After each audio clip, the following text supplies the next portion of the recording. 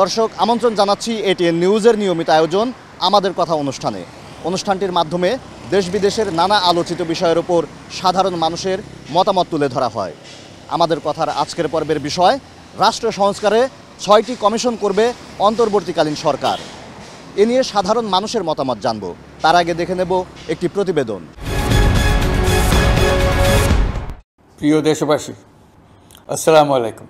দায়িত্ব নেওয়ার প্রথম মাস শেষে জাতির উদ্দেশ্যে ভাষণে পুরো মাসের কাজগুলোর অগ্রগতি জানালেন অন্তর্বর্তী সরকারের প্রধান উপদেষ্টা ডক্টর মোহাম্মদ ইউনূস। গণ অভ্যুত্থানে সকল শহীদের পরিবারকে পুনর্বাসন করা হবে। একটি পূর্ণাঙ্গ তালিকা প্রস্তুত করা হয়েছে। এখন এই নতুন তথ্য পাওয়ার ভিত্তিতে এই তালিকা হালনাগাদ করা হতে থাকবে।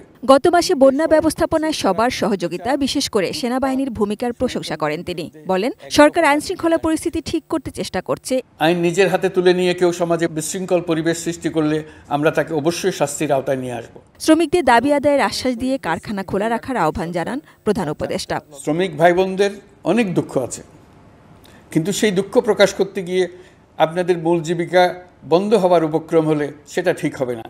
আপনারা কারখানা খোলা রাখুন, আমরা আপনাদের সমস্যার স্থায়ী সমাধান বের করার জন্য সর্বশক্তি প্রয়োগ করব।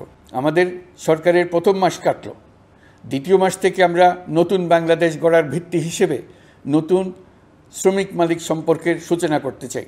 সকল কালো আইন বাতিল বা সংশোধন এবং বহুল আলোচিত ৫ হত্যাকাণ্ডের দ্রুত নিষ্পত্তির আশ্বাস দেন তিনি। সাইবার নিরাপত্তা আইন সহ বাংলাদেশে বিদ্যমান সকল কালো আইনের তালিকা করা হয়েছে। অতি সত্বর এই সকল কালো আইন বাতিল ও প্রযোজ্য ক্ষেত্রে সংশোধন করা হবে।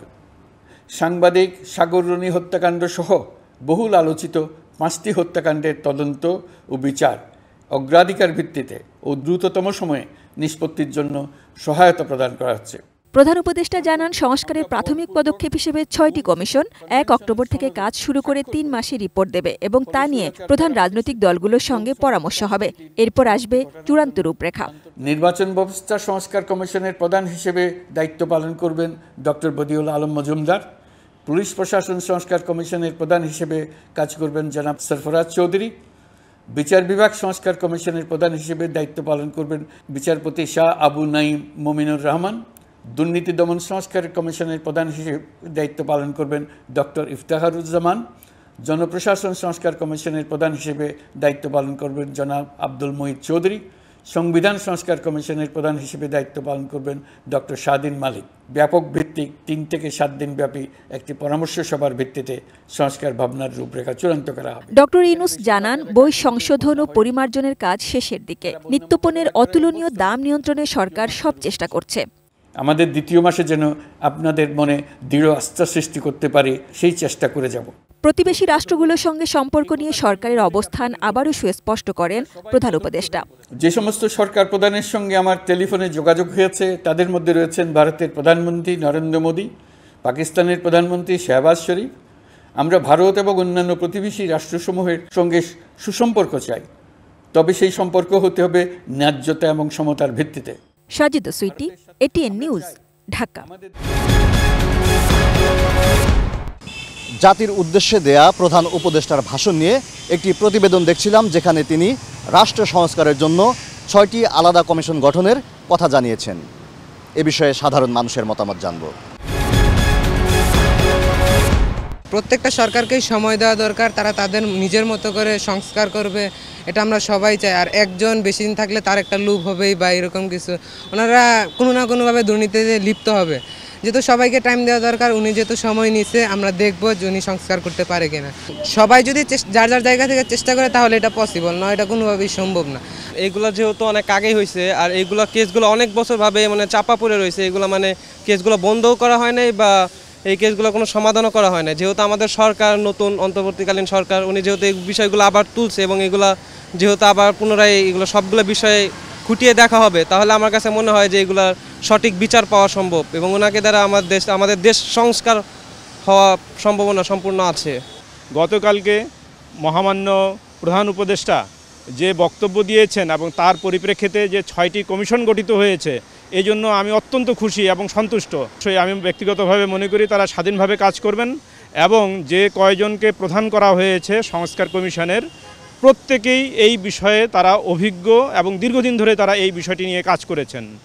সেটি সংবিধান সংস্কারের কথা বলা হোক, বিচার বিভাগ সংস্কারের কথা বলা হোক, অথবা আপনার দুর্নীতি দমন কমিশন সংস্কার কমিশনের কথা বলা হোক, অথবা জনপ্রশাসন সংস্কার কমিশনের কথা বলা হোক, প্রত্যেকটি এরিয়াতে যারা দায়িত্ব পেয়েছেন আমরা মনে করি তাদেরকে যথাযথভাবে নির্বাচন করা হয়েছে।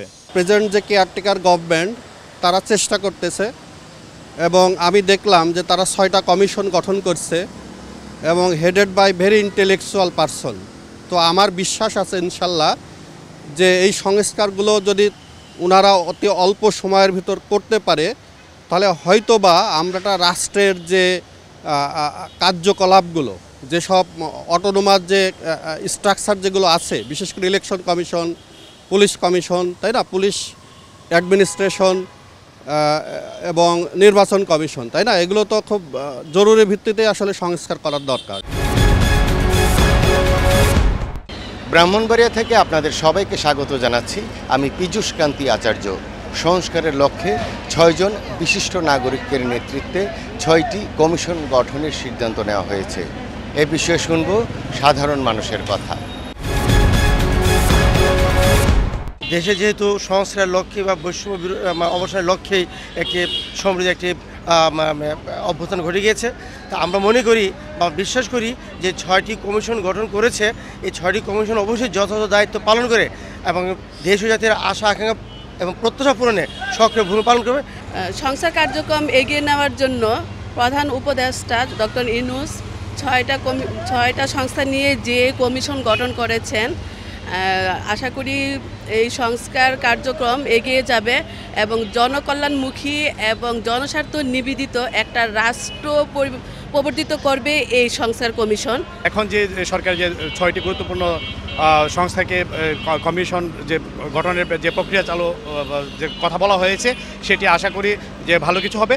তবে এখানে গুরুত্ব দিতে হবে, তাদেরকে স্বাধীনভাবে কাজ করার সুযোগ দিতে হবে এবং জবাবদিহিতামূলক কার্যক্রম যেন পরিচালিত হয় সেদিকেও খেয়াল রাখতে হবে। যে 6 জন দায়িত্বপ্রাপ্ত হয়েছেন ওনারা যে কাজ করবেন, এগুলো নিয়ে পরবর্তীতে বিভিন্ন রাজনৈতিক দল, ছাত্র জনতা, সাধারণ ব্যবসায়ী থেকে ধরে সরকারি আমলা বিভিন্ন পর্যায়ে ওনারা মিটিং করবেন, মতামত নেবেন এবং এগুলা কীভাবে ইমপ্লিমেন্টেশন করা যায় এটা নিয়ে কাজ করবেন। আমাদের কথায় বগুড়া থেকে সংযুক্ত হচ্ছি আমি চপল শাহ। আপনারা জানেন যে গতকাল জাতির উদ্দেশ্যে ভাষণে ডক্টর মোহাম্মদ ইউনূস বলেছেন যে বিভিন্ন বিষয়ে সংস্কার করার প্রয়োজন আছে, তবে তিনি গুরুত্ব দিয়েছেন 6টি বিষয়ের উপরে, 6টি প্রতিষ্ঠানের উপরে। চলুন আমরা শুনি বগুড়াবাসী এনে কী ভাবছেন। আমার কথা হচ্ছে যে একজন ছাত্র হিসেবে যেহেতু আমরা বলতে পারেন যে দ্বিতীয় স্বাধীনতা অনেকটা রক্ত দিয়ে যেহেতু দেশ আবার নতুন করে স্বাধীন করছে, তো সেহেতু বাংলাদেশে যেখানে দুর্নীতি ভেজাল থাকবে সেখানে সংস্কার বা নতুন করে পুনর্বিন্যাস করা এটা অবশ্যই করতে হবে, এটা আমাদের নৈতিক দায়িত্ব।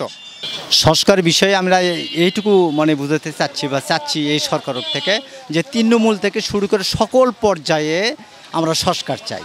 শুধু এক পর্যায়ে সংস্কার করলে চলবে না, মাঠ পর্যায় থেকে শুরু করে একেবারে হাই লেভেল পর্যন্ত সংস্কারের প্রয়োজন আছে। দুর্নীতি সবখানতেই আছে, দুর্নীতি কোথায় নাই? দুর্নীতি রাস্তাঘাটে, দুর্নীতি বাজারে, দুর্নীতি সিন্ডিকেট হচ্ছে। আপনি রাজাবাজার যান, আপনি ফত্তালি বাজার যান, আপনি ওখানে চারমাথা যান, মাটিডালি যান, সবখানে দুর্নীতি হচ্ছে। দুর্নীতি তো থামান যাচ্ছে না। আমাদের কথার আজকের পর্ব এখানেই শেষ করছি। আগামী পর্বে নতুন কোনো বিষয় নিয়ে নতুন কোনো জায়গা থেকে যুক্ত হব। ততক্ষণ পর্যন্ত ভালো থাকুন, সুস্থ থাকুন। এটিএন নিউজের পর্দায় চোখ রাখুন।